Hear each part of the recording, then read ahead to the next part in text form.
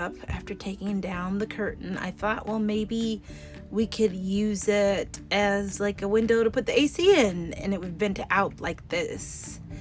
But the problem is it kind of sticks out, and then we have to travel with that flip up window open all the time. And so anyway, it just wasn't the best solution. He was coming back in, so my husband worked very hard at taking all of the plexiglass out. A lot easier said than done. This is safety shatter resistant glass, so it took a lot of picking and many days, but he was determined and he got it out. So I thought plan 2, maybe we could use metal, because we thought plexiglass, but plexiglass is super expensive and we're not trying to put any more money into Hilo. So this sheet metal solution was taking sheets and kind of overlaying them, and then I thought, well, we could still have some natural light by putting in a piece of plexiglass, which is only about $40, and then I painted all white and then peel off the film, and it didn't turn out half bad. We had a few leaking issues at first, so I had to re-tape everything a few times and then hit it with the spray rubber seal, the liquid Flex Seal.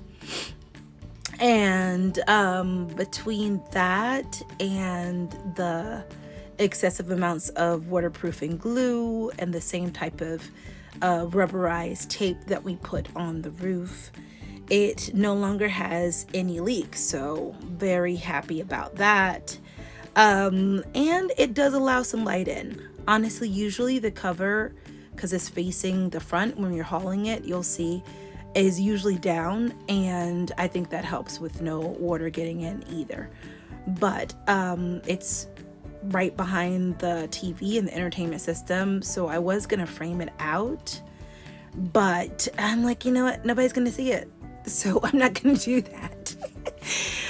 But did put some insulation back there. If you guys have any better solutions for this that don't cost $1,000+, because honestly, RV glass replacement is so expensive, we're pretty happy with the solution.